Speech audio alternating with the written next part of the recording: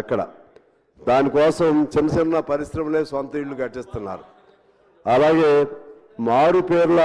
మారుపేర్ల సమస్య పరిష్కారం. మారుపేర్లతో ఆ రోజుల్లో ఎక్కేవాళ్ళు, వాళ్ళ పిల్లలు ఇవాళ అన్యాయం అవుతున్నారు, వాళ్ళకి అవకాశం కల్పించాలి.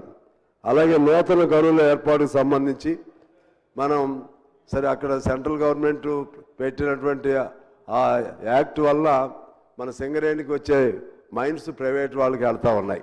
సరే సాధ్యమైన మేరకు సింగరేణి వాటిని సంపాదించుకోవాలి. సంపాదించుకున్న తర్వాత అక్కడ బొగ్గు అనేది ప్రైవేట్ వాళ్ళకి ఇవ్వకుండా సింగరేణి కార్మికులు చేయాలనే నిబంధన ఉంది. దాన్ని ఉల్లంఘిస్తున్నారు అధ్యక్ష. అది ఆ బొగ్గు వరకైనా సింగరేణి కార్మికులకు అవకాశం ఇవ్వాలి.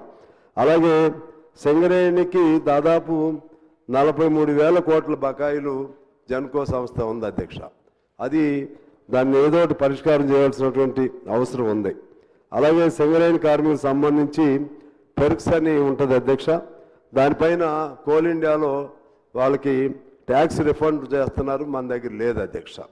అలాగే సింగరేణిలో రాజకీయ జోక్యం తరచు ఎక్కువ అవుతుందనే ఒక విమర్శ కార్మికుల నుంచి వస్తుంది. ఈ అన్ని అంశాలపైన నేను మీకు నోట్ కూడా వివరంగా ఇస్తాను.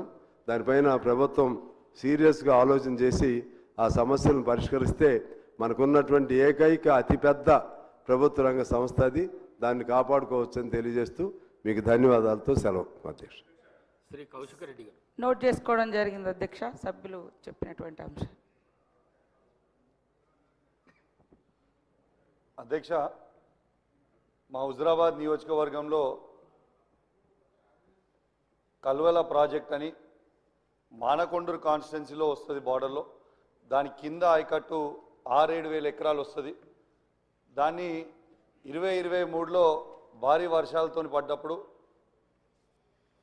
ఆ ప్రాజెక్ట్ అనేది కొట్టుకపోయింది. చాలా సంవత్సరాలది. ఆనాడు కేసీఆర్ గారి నాయకత్వంలో 70 కోట్ల రూపాయలతోని డిపిఆర్ చేసి పంపడం జరిగింది.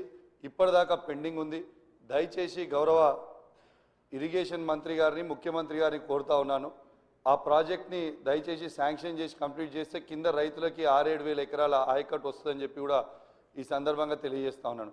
అదేవిధంగా అధ్యక్ష, మొన్న నా నియోజకవర్గంలో చెక్ డ్యామ్ని రాఘవ కన్స్ట్రక్ట్ చేసింది. కాంట్రాక్టర్ తనుండే దాన్ని బాంబు పెట్టి పేల్చేయడం జరిగింది. ఎట్లయితే మేడిగడ్డను బాంబు పెట్టి పేల్చిండ్రో ఇవాళ తనుగుల చెక్ డ్యామ్ని కూడా బాంబు పెట్టి పేల్చిండ్రు. అది నేను చెప్పింది కాదు అధ్యక్ష, అది నేను చెప్పింది కాదు, ఏఈ గారే సభ్యులు చెప్పిన అంశాన్ని నోట్ చేసుకోవడం జరిగింది.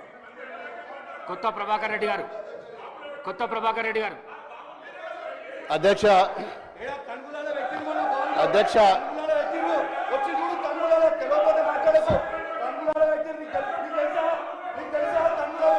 కూసో ప్లీజ్.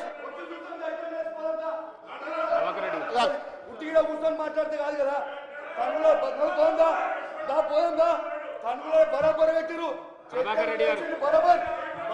అధ్యక్ష, దుబ్బాక నియోజకవర్గంలో అధ్యక్ష మరి 8 మండలాల అధ్యక్ష.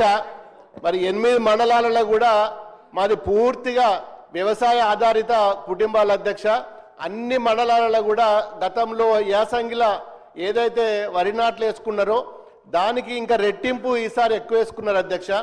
మరి అందరు కూడా మరి నాట్లు పడుతున్నాయి. ఇప్పుడు మరి యూరియా వస్తుందా రాదా అనే భయంలో ప్రతి ఒక్క రైతు కూడా ఆందోళన ఉన్నారు అధ్యక్ష. మరి మీరేమో యాప్ ద్వారా బుక్ చేసుకోవాలనుకుంటున్నారు, అది సాధ్యం కాదు. మరి చాలామంది రైతులు మీరు ఏదైతే యాప్ ద్వారా మరి యూరియా బుక్ చేసుకోవాలని చెప్పి పెట్టినరో అది సాధ్యం కాదని చెప్పి రైతులు మరి నిన్న మొన్న మరి ఆందోళనతో ఉన్నారు. ఇంకొక విషయం అధ్యక్ష, మరి కరెంటు కూడా 8 నుంచి 9 గంటలు మాత్రమే వస్తుంది అధ్యక్ష. ఇప్పుడు నాట్ల సమయం, మరి ఇప్పుడే 8-9 గంటలు వస్తే మరి రాను ఇంకా ఎండాకాలం వచ్చిన తర్వాత ఏప్రిల్ మేలో ఇంకా ఇబ్బంది అవుతుంది. మరి ఆ పవర్ విషయంలో కూడా చాలామంది ఆందోళనగా ఉన్నారు. ఇంకో విషయం ఏంటంటే మరి చాలా గ్రామాలలో నాకు ట్రాన్స్ఫార్మర్లు లేవు, కరెంటు పోల్లు కావాలి, వైరు కావాలి. మరి ఇలాంటి మరి దానికోసం ఎవరైనా రైతులు డిపార్ట్మెంట్కి పోతే మా దగ్గర బడ్జెట్ లేదు, మేమేమి ఇయ్యలేమని చెప్పి మరి ముక్కుసూటిగా మరి రైతుల ముంగట్నే చెప్తున్నారు. ఇది కాకుండా అధ్యక్ష, మరి గతంలో మా దగ్గర మల్లన్న సాగర్ ఉంటుంది అధ్యక్ష, రైతులకు సంబంధించింది.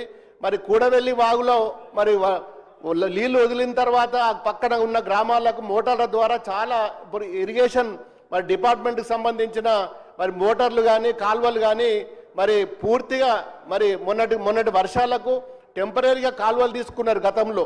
మరి ఆ టెంపరీ కాలువలు పూర్తిగా మట్టి పూడిక నిండిపోయింది.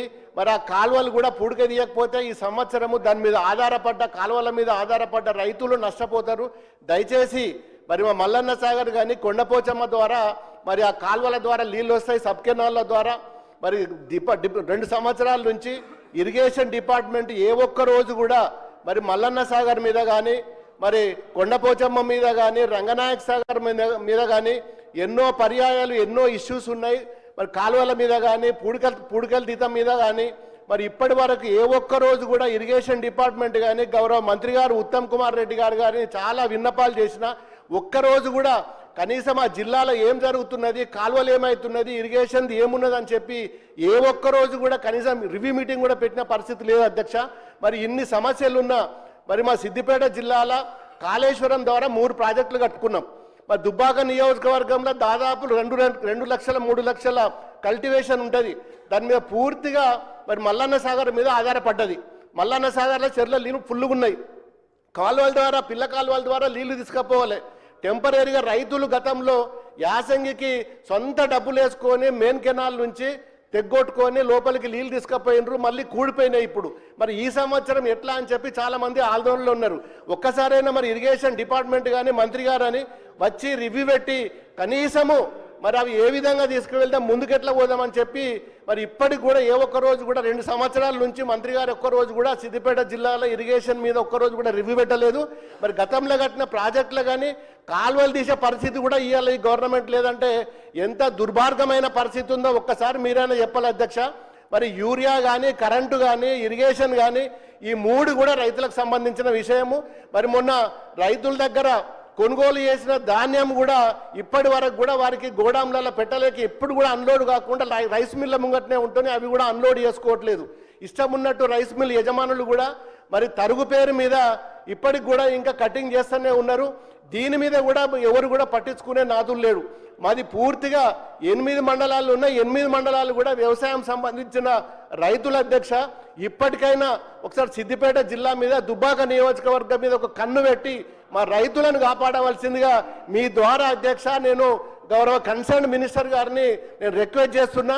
ఎందుకంటే అందరు కూడా నాట్లు పడ్డాయి, ఆందోళన ఉన్నారు. కరెంట్ వస్తుందా, యూరియా వస్తుందా, మా కాలువలలో పూడికలు తీస్తారా, మరి విత్తనాలు సరిగానే ఇస్తారా అని చెప్పి అందరు కూడా ఆందోళన ఉన్నారు. దయచేసి మరి గౌరవ మంత్రి గారు మరి ఇరిగేషన్ మంత్రి కానీ అగ్రికల్చర్ మంత్రి కానీ మరి వచ్చి త్వరలో మరి అధ్యక్ష యూరియా అంశానికి సంబంధించి కానీ ఫర్టిలైజర్ సంబంధించి కానీ ఈ అంశం కేంద్ర ప్రభుత్వ అధీనంలో ఉంది. ఉత్పత్తి అయినా ఎగుమతులైనా దిగుమతులైనా మొత్తం అంశం కూడా కేంద్ర ప్రభుత్వ పరిధిలో ఉంది.